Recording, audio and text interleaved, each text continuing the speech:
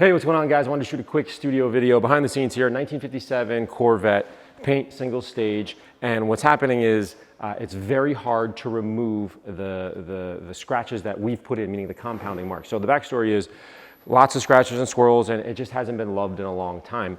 And you go in and you compound it, and you can take those scratches out in 2 seconds. It looks fantastic, but you see the little tick marks. We've all been there. And then to get those tick marks out, meaning in the polishing phase, very hard to do. I'm gonna show you a technique that Kevin showed me that once you understand it and can conceptually get like, oh, I see what Kevin's talking about, it'll change the way that you polish this out, and it'll actually make it 10 times faster. The paint will look great, but it's about the speed. This will take you so much longer, and you go through so many pads and you change compounds. You're like, what's going on here? So I'll show you that in a second. It's a game changer. But before I do, big shout out to Justin Hills, Sleeping with Sirens. We went to MSG last night, saw his band, incredible. We went backstage, awesome dude. I'll put a link down below to his website. He's a detailer as well as a musician that travels all over the world. So MSG was sold out, crazy. Anyways, let me get into the behind the scenes here, and I'll show you a technique that will really speed up the process for polishing very difficult paint. Okay, before I get into the step-by-step process for working on and polishing out really finicky paint, which is over here, I haven't done it yet. Here, I actually did. I wanna make a couple of quick points or analogies and give a little demonstration here. So right off the bat, number one, most people think that working on something that's very expensive equates to it being very difficult to polish, and that's not the case. And this over here, I have the Valkyrie, and it was not particularly easy, but it wasn't very hard. I would consider this one more challenging to actually get a perfect finish on. So that's number one. Number two, it's the same old adage of residue, residue, residue. And Kevin Brown changed the way that I think about doing this. And not only the way that I think, the way that I do it, but more importantly, it is way more profitable to do it in the manner that I'm about to show you, because you can just chase your tail. And what most people do is they say, hey, you know, this product doesn't work, and then this product doesn't work, and then this one, and they keep going through the different products. And it really doesn't have a lot to do with that in particular. It has some to do with it, but not all of it. It's not, you just don't throw the whole product out and like, hey, that didn't work. It's really about a technique thing. So that's the two things I want to talk about first. Now, with respect to, you know, I always like to do a little bit of an analogy. I want you to think, most people, I've done this in ATA 200, which I highly recommend you watch that. We talk about thinking the car is a block of wood. And when you're sanding that block of wood with respect to residue, that sawdust comes off. And you have to manage that sawdust somewhere. And in the sanders, you see that, like pretending my arm is like a hose, it sucks the sawdust out so that it keeps the pad, the sanding pad, cleaner. Eventually that pad gets overwhelmed. You have to rip it off and go back in. And in our case, we use compressed air when we're talking about foam, right? When it gets, see the single stage, I already did use this one. You blow it out with air, you're blowing that residue out. But the analogy I wanted to give is the idea when you first approach a car that's, you know, older one like this, single stage, and you're not exactly sure how hard or soft it is. Typically they're softer, but you are gauging how soft is the paint, AKA how quickly can I get the scratches out, and then how much residue comes off in that process. That's what your brain is trying to measure. And there's no secret formula for it. You have to do this test I'm going to show you in a second. But here's my analogy to try to change it. If you're not in love with the wood analogy, pretend this whole thing, this whole panel was covered in a blanket, like a comforter, a thick comforter, right? And we're just going to use this towel right now as the example. And so it's all right here. And this is probably about the size you want to cover anyways, like a 2x2 section when you're polishing. Imagine. So now all this residue, this comforter, is coming off, and you decided to use this space, 2x2, and now it kind of gets jammed into the pad. Again, this is a rough analogy. Now all that is jammed into the pad, and I use the example when I'm doing some demonstrations. You can see I have a small little beaker, a medium beaker, or whatever this is, you know, glass cup thing, and I take this. This is all the stuff that we took out off the car, and I'm trying to jam it in there, right? Obviously, it's not going to fit. Then I go to the medium one, and it kind of fits, but it sticks out a little bit, right? And then, of course, the third one, Goldilocks, whatever, it fits all the way in. My point being is the container that you're using, and in this case, the size of the pad that you're using, has to be able to absorb all of the residue that came off the paint in this metaphor and get jammed into the pad. So here's the little rabbit hole even deeper. Normally, you guys know I love the straight cut pads. Why? Because the backing plate goes right to the edge and then pushes here right? So you have all the backing plate pressure right behind the pad. So I can get up into these tight areas and actually do correction work right. That's why I love this pad so much. Now, the Rupes pad, which I've loved for years and still do, you can see that when the backing plate touches the back here over the white, there's the yellow that falls over the edge. And that, in typical cases, on, let's say not this car, might cause some flapping, and typically you'll see some potential difficulty polishing things out. Now on the flip side, and that's, for me, this is 99.999% of the time I use this pad. For me, this pad comes in handy when I'm trying to increase the size of the container, because I get this extra little flap here. So I like to use this pad when I'm in difficult situations, just because I'm trying to increase the container, even just by a little bit here, of soaking up that residue. Hopefully that makes sense. I know that's crazy. I'm going to show you the step-by-step process, but I wanted to conceptually go over the idea that the larger the pad, when you're working on difficult paint, that a lot of residue is coming off, is usually the way to go. So if you have a 3-inch area, a 3-inch pad, still great.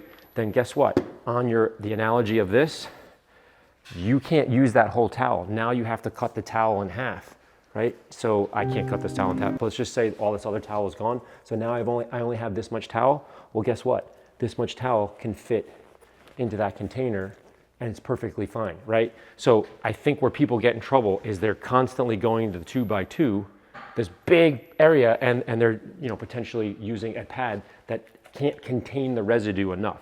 So that's a long way. I was trying to make another analogy so it struck home, but the size of the pad is relative to the amount of residue coming off. All right, with that being said, let me go over the step-by-step process, because there is a little bit of more technique in this one, and I'm telling you, it's going to save you tons and tons of time, and you're not going to burn through the paint, or less likely to burn through the paint. And all of this is 100% attributed to Kevin Brown. This saved my entire day, quite frankly, because in the past, I would just be going through so many different pads, and then at the same time, you are you're decreasing the amount of paint that's on the car. It's just not a good look. So let me go over the step-by-step process right now. You must have compressed air. That is really, really helpful, especially in this. Now, I shouldn't say must. You can use a wet towel and clean the pad off, and you may have to go through more pads, but I'm highly suggesting that you have compressed air. It's going to be used a whole lot. The second thing is definitely need to have a mask on. I'm not wearing it at the moment because it hits the microphone and causes chaos. So I'm going to put that to the side for now, but when I work on the rest of the car, I'm definitely wearing that because there's going to be a lot of junk in the air. The third thing is I have a light here. The reason, because the Valkyrie's over there, I'm not under the big lights under Scan Grip, so I'm kind of tucked in the corner so you can see the light is here, 45-degree angle. All right, so that's the sort of back room stuff. But when it comes to the step-by-step process, I am using a straight cut pad, waffle, and this is used. So it's a little bit softer. It's kind of like broken in jeans. So I don't always like to use a fresh pad. In this particular case, I'll use a fresh pad on a car that isn't as finicky. So that's number one. Number two, if I prime it, I prime it with exfoliate. The reason why is there's a lot more emollients in it, there's a lot more lubrication. You can increase that cycle time a whole lot. So I just used exfoliate. You can see about that much. You don't have to be, you don't have to make circles or smiley faces or whatever. So then you rub it in with your hand. And again, this is not a used pad. It's a used pad that's been cleaned. So it's a cleaned used pad. These are the ones I really prefer. I rub it in with my fingers, and the idea is to coat every aspect of, every pore is what I'm trying to get at here. Smack that in, and I really like to make sure it's nice and soft. Then you go in, use the air, again with your mask on, and blow it out. Okay. Now, you just noticed I blew it sort of over here. Don't do that normally, but I'm jammed in the corner here. I'm just doing this for demonstration purposes. So now this is primed and clean. Then I'm gonna go in and use exfoliate. So that's about as much as I like to use. Okay, like that much right there. Now, I'm a big fan of yellow. I think that's great from Rupes. The challenge is when I use yellow, certainly not blue, you are going to absolutely remove those swirls and scratches, no doubt about it. But it's almost too heavy in a case where this is super, super soft, and the swirls are, a lot more swirls are being induced during the polish than you would normally do, let's say on the Valkyrie or whatever. Likewise, real quick, foam, the wool pad, I mean, this is like shooting a bazooka at a fly. Just way too much power for this particular soft paint. Okay, so now we have this primed. I'm gonna do what's called a mow down one pass, but I'm sort of testing at the same time I'm doing a mow down. The mow down is, it's just kind of like down and dirty. The analogy again is if your grass is really tall and you let it grow for 6 months, you're not gonna go in there with your lawnmower. The lawnmower is gonna choke, right? It's gonna be like this container. It's too little, so you go in and you weed whack it or you mow it down and then you cut the lawn. That's what we're doing here. We're gonna mow this down and I'm testing at the same time. I have it on speed 3.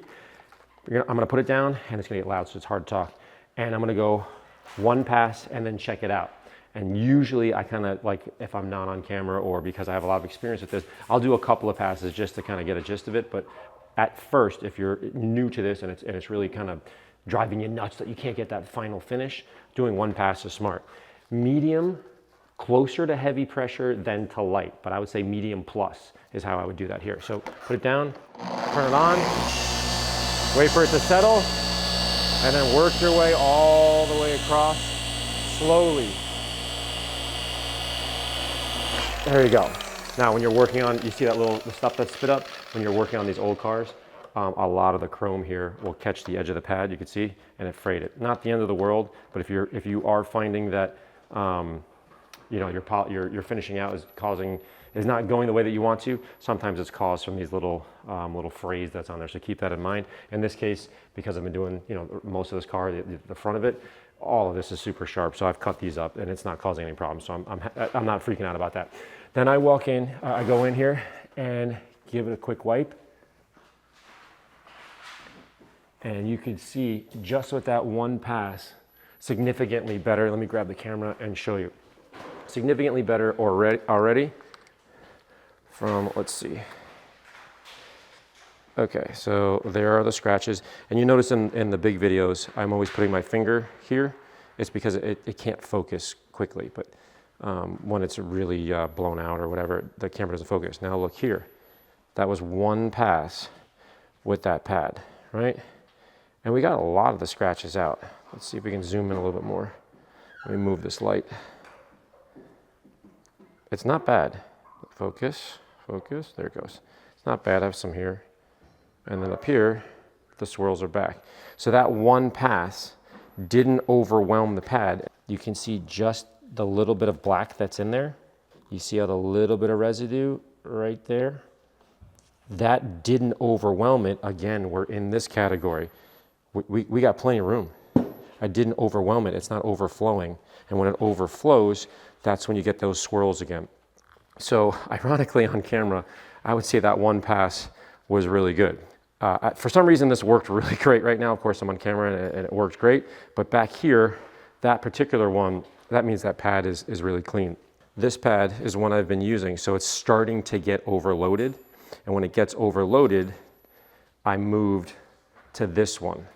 Why? Because once I did the mow down, meaning this is the one I did the weed whacking with, this one, then I went in and mowed the lawn with this one, and you can see it's barely black. I did this whole entire area here with this one as the final because it's bigger. So the moral of the story is, although I don't like using this one in cases where I'm getting in here because the backing plate is not supported. See how it flaps and flubs, and that's when you get all cut up and messed up there. But when I'm working in bigger areas, this gives me a little bit more circumference or square footage, so to speak, with this little pinch that I have here, the flare, that will soak up more, i.e. have a bigger container so that I'm not putting the residue back down and scouring it. So that's kind of the technique that I'm using. I would say for the rest of the car, I'm not going to use that, I'm going to be honest. I'm going to go back to this one and I'm going to try to, I think I still have another 50% left of this one. And then once that one fills up, I just hop over to this one for the final pass. Once that one gets so bad and I have to go wash it, I'll start over with this one. And probably the first 3 or 4 passes, maybe on the rear, I won't have to go to the yellow one because this one's so clean. But once this one starts to fill up and the residue is just, you can't keep up with it after all the blowing out, then I'll go back to the yellow one. So hopefully that gives you a little bit of behind the scenes of what I'm doing to get this paint to look the way that I want to look. And it's all about just controlling the amount of residue coming off. So kind of real world, little studio video there. I'll show you some more clips when we're done, but fun project, way harder than this one over here. With respect to the paint, that paint was much easier to work on than a 57 Chevy. I hope that helps, guys. Talk soon. Make sure you check out my buddy Justin Hill's link down below. Talk to you soon. Bye.